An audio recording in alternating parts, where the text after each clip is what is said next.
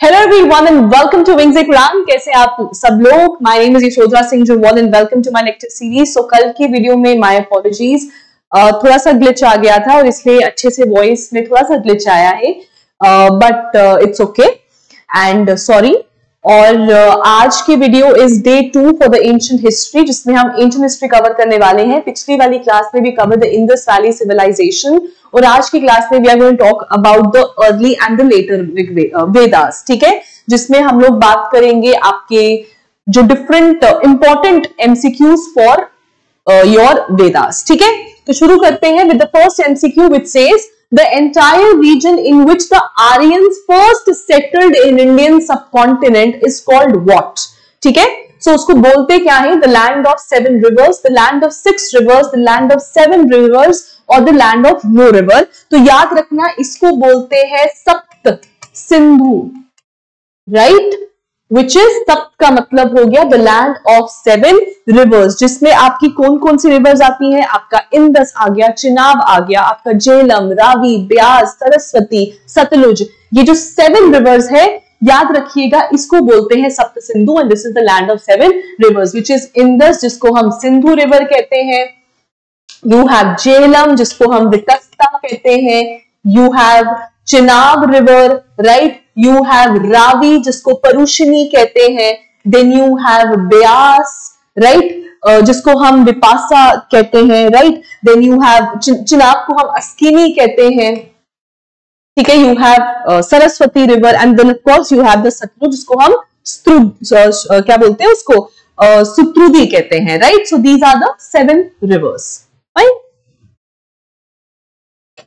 Next, Vipasha is the Vedic name of which of the following rivers? Indus, Chenab, Beas और Sutlej. So Vipasa जैसे कि ना आपका झेलम है जिसको ancient times में या वेदास में it is mentioned as Vitasta. Indus है mentioned as सिंधु, आपका Chenab mentioned as your Askini. Similarly अगर विपासा की बात हो तो Vipasa is the name for Beas, ठीक है, it is the name for Beas river, ठीक है, याद रखिएगा। चलो third, which among the following is not among the 4 Vedas, right? Is it Rig Veda, Sama Veda, काम वेदा और यजुर वेदा? So हमारे 4 वेदास हैं, which is the Rig Veda, then you have the साम वेद, then you have Yajur and then you have Atharva Veda, ठीक है। सो इसमें से कौन सा नहीं है? काम वेद नहीं है क्योंकि नॉट पूछा है, सो आंसर इज काम वेद। और इसमें से भी ना अगर बात करें तो जो पहले के 3 है ना, Rigveda, Samaveda and Yajur, these are basically known as the Trivedas. इनको हम त्रिवेदास कहते हैं। तो these are the initial 3 Vedas, ठीक है। All right, next question is question number 4। Aryankas are part of Vedic literature that are considered what?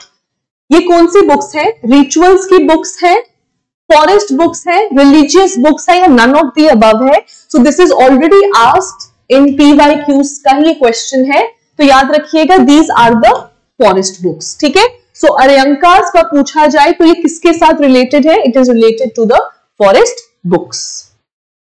चलो next, 5th question. Rig Vedas are divided into how many mandalas, right. तो याद रखिएगा जो ऋग वेदास है they are divided into 10 mandalas and these 10 mandalas have 1028 hymns या hymns भी कहते हैं बहुत से लोग, और 2 से लेके 2 to 7 मंडलास जो है ना उनको हम ओल्डेस्ट मंडलास कहते हैं, ठीक है। सो कितने मंडलास है? 10 है। अगर यहाँ पे हाइम्स पूछा होता या hymns, howsoever you pronounce it, so it is 1028, ठीक है, याद रखिएगा। चलो next question, question number 6।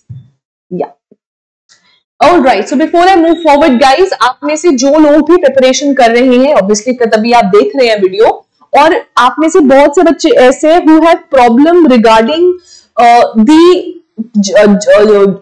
GK part for Jammu and Kashmir, है ना। सो this is a one stop solution जिसमें आपको 3000 से ज्यादा एमसीक्यूज मिलेंगे, जिसमें आपका इंटायर जम्मू एंड कश्मीर का जेएंडके का जो जीके है दैट इज कवर्ड, जिसमें आपको इकोनॉमी हो गया, पॉलिटी हो गया, हिस्ट्री हो गया, फ्लोरा फौना, हर चीज, नो योर डिस्ट्रिक्ट्स हो गया, ऑल थिंग्स आर कवर्ड। सो आपको अगर इसको सब्सक्राइब करना है तो हमारी एप्लीकेशन विंग्जिक उड़ान को डाउनलोड करिए और वहां पे जाके आप इसको सब्सक्राइब कर सकते हैं। ठीक है, चलो जी आगे।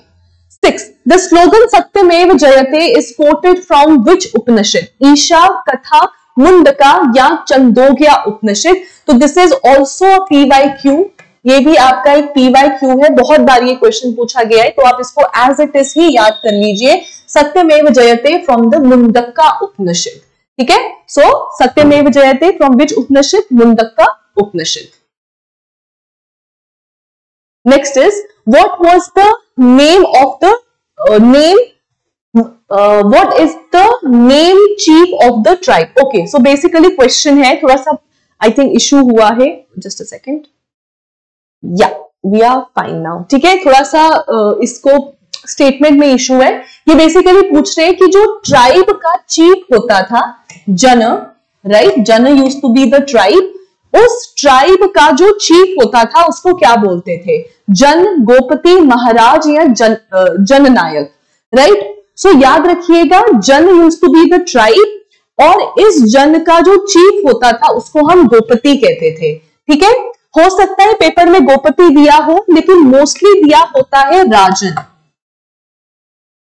ठीक है, सो राजन या फिर Gopati, that used to be the name of the chief, मतलब उनको इस नाम के साथ एड्रेस करते थे। ठीक है, चलो next. Women during Rigvedic period enjoyed a respectable position, true, false, no mention, maybe. तो याद रखिएगा, जो अर्ली वैदिक पीरियड है ना, ऋग्वेदास, जो अर्ली ऋग्वेदिक पीरियड है, उसमें women were treated equal as men. Women were part of sabha, samitis, विधातास, है ना। सो औरतों को चाइल्ड मैरिज नहीं होता था, है ना, विडोरी मैरिज का ऐसा कुछ प्रोहिबिशन जैसा कुछ हमको मेंशन नहीं है ऋग्वेदास में। तो विमेन को जो है वो रिस्पेक्टेबल पोजीशन दी जाती थी in the early Rigvedic period. ये जो स्ट्रैटिफिकेशन है और जो जो अनइक्वल ट्रीटमेंट है वो तो लेटर ऋग्वेदिक पीरियड में इमर्ज होना शुरू होता है। ठीक है, so answer is true. Next 9. Which god is mentioned most frequent in Rigvedas? Varuna, Vayu, Indra या पृथ्वी? तो याद रखिएगा, ऋग्वेदास में ना इन सब गॉड्स का मेंशन है। Prithvi which is for earth, Indra which is for thunder, Vayu which is wind, and Varuna which is your rain. ठीक है, the god of rain, god of wind, thunder and the god of earth. ठीक है, तो अगर बात करें मोस्ट फ्रीक्वेंट, और ये भी हम बात कर रहे हैं अर्ली ऋग्वेदा की। ठीक है, तो अर्ली पीरियड में कौन से गॉड का सबसे ज्यादा मेंशन है? सो it is Indra.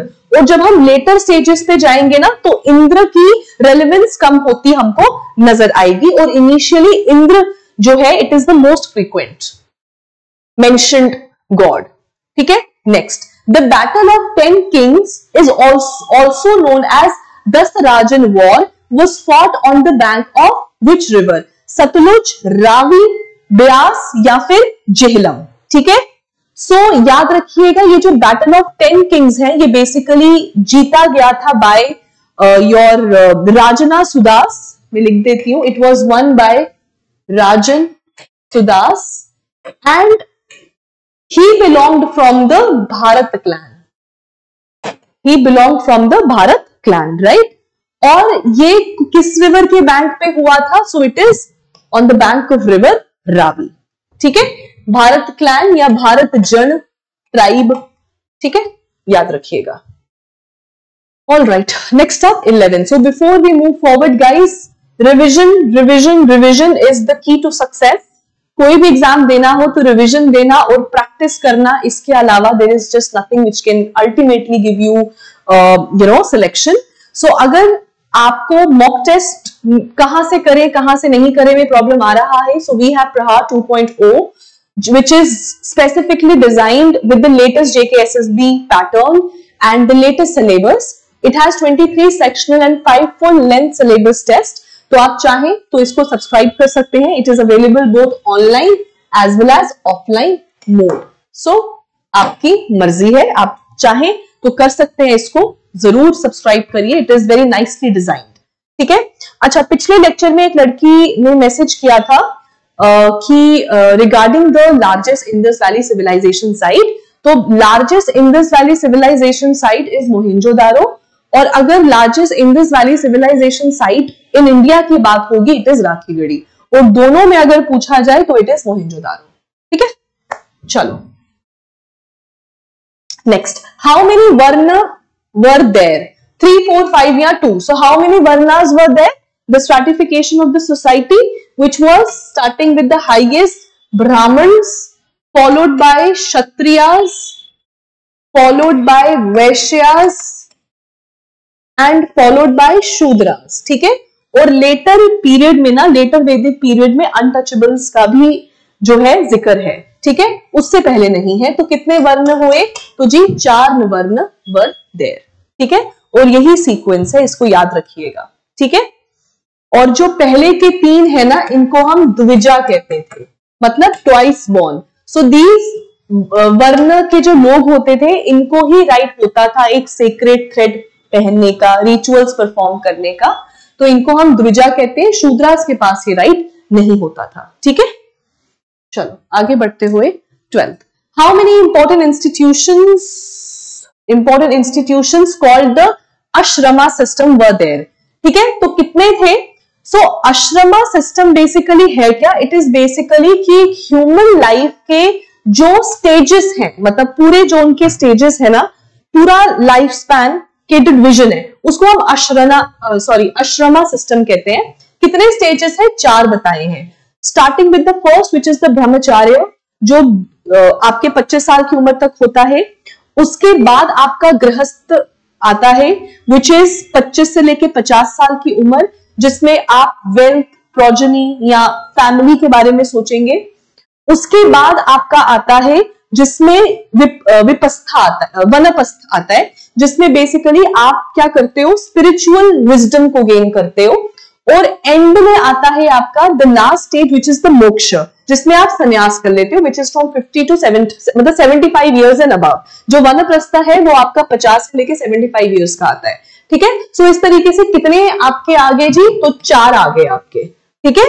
Which is ब्रह्मचार्य, गृहस्थ, वनप्रस्थ एंड यू हैव संन्यास. ठीक. चलो, how many Vedangas are mention in the later Vedas? So is it 5, 6, 7 या 8? सो कितने वेदंगास हैं? तो याद रखिएगा. So there are 6 Vedangas which are being mentioned. ठीक है. 6 वेदंगास हैव बीन मेंशन्ड. मैं बार बार देख रही हूं कोई वॉइस में प्रॉब्लम ना आए. ठीक है. Okay. Next is 14. Who is the author of Ramayana? Right. Valmiki, Ved Vyas ji, Ramanuja Acharya और शंकराचार्य. सो अगर रामायणा की बात होना तो Ramayana is the oldest epic in the world. On the other hand अगर हम महाभारत की बात करें, so it is the longest epic in the world. ठीक है. सो रामायणा की बात करें तो किन्होंने लिखा? तो वाल्मीकि या वेद व्यास में कंफ्यूजन हो सकता है. तो याद रखिएगा वाल्मीकि इज द वन जिन्होंने, who is the author for Ramayana, and this is the oldest epic in the world. Oldest epic in the world.